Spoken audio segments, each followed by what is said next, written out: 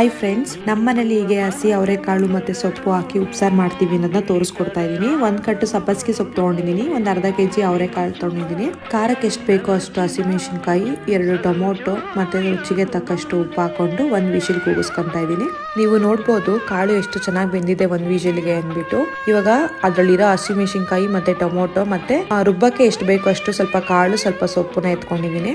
ಒಂದು ಜಾರಿಗೆ ಕಾಳು ಮೆಣಸು ಮತ್ತೆ ಜೀರಿಗೆ, ಹುಣಸೆ ಹಣ್ಣು, ಬೆಳ್ಳುಳ್ಳಿ, ಈರುಳ್ಳಿ, ಕಾಯಿ, ಕೊತ್ತಂಬರಿ ಸೊಪ್ಪು ಎಲ್ಲ ಹಾಕೊಂಡು ಮತ್ತೆ ಕಾಳು ಎತ್ತಿಟ್ಕೊಂಡಿದ್ವಲ್ಲ ಅದು ಹಾಕೊಂಡು ಅದಕ್ಕೂ ಎಷ್ಟು ಬೇಕಷ್ಟು ಸ್ವಲ್ಪ ನೋಡ್ಕೊಂಡು ಉಪ್ಪು ಹಾಕೊಂಡು ಅದನ್ನ ರುಬ್ಕೊಂಡು ಈಗ ಒಂದು ಪಾತ್ರೆ ಇಟ್ಕೊಂಡು ಅದಕ್ಕೆ ಒಗ್ಗರಣೆ ಹಾಕೊಬೇಕು. ಸ್ವಲ್ಪ ಎಣ್ಣೆ, ಸಾಸಿವೆ, ಕರಿಬೇವಿನ ಸೊಪ್ಪು, ಒಣಮೆಣಸಿನಕಾಯಿ ಹಾಕಿ ಅಲ್ಲಿ ರುಬ್ಬಿರೋ ಮಸಾಲೆ ಹಾಕ್ಬಿಟ್ಟು ಚೆನ್ನಾಗಿ ಫ್ರೈ ಮಾಡ್ಕೊಂಡು ಅದಾದ್ಮೇಲೆ ಸೊಪ್ಪು ಬೇಯಿಸ್ಕೊಂಡು ನೀರು ಇರುತ್ತಲ್ಲ ಅದನ್ನ ಹಾಕೊಂಡು ನೀವು ಬೇಯಿಸ್ಕೊಂಡ್ಬಿಟ್ರೆ ಸಾಂಬಾರ್ ರೆಡಿ ಆಗುತ್ತೆ. ಈಗ ಪಲ್ಯಕ್ಕೆ ಒಗ್ಗರಣೆ ಕೊಡ್ಬೇಕು. ಪಲ್ಯಗೂ ಅಷ್ಟೇ ಸ್ವಲ್ಪ ಎಣ್ಣೆ ಹಾಕೊಂಡು ಸಾಸಿವೆ, ಕರಿಬೇವಿನ ಸೊಪ್ಪು, ಒಣಮೆಣಸಿನಕಾಯಿ, ಈರುಳ್ಳಿ ಎಲ್ಲ ಹಾಕೊಂಡು ಫ್ರೈ ಮಾಡ್ಕೊಂಡು ಸ್ವಲ್ಪ ಕಾಯಿ ತುರಿ ಹಾಕಿ ಒಂದ್ ಅರ್ಧ ಸ್ಪೂನು ಸಾಂಬಾರ್ ಪುಡಿ ಹಾಕಿದ್ರೆ ರೋಸ್ಟ್ ಮಾಡಿದ್ರೆ ಪಲ್ಯ ರೆಡಿ ಆಗುತ್ತೆ. ನೋಡಿ ಸಾಂಬಾರ್ ನೋಡ್ತಾ ಇರ್ಬೋದು, ತುಂಬಾ ಚೆನ್ನಾಗಿದೆ. ಒಂದ್ಸಲ ಟ್ರೈ ಮಾಡಿ.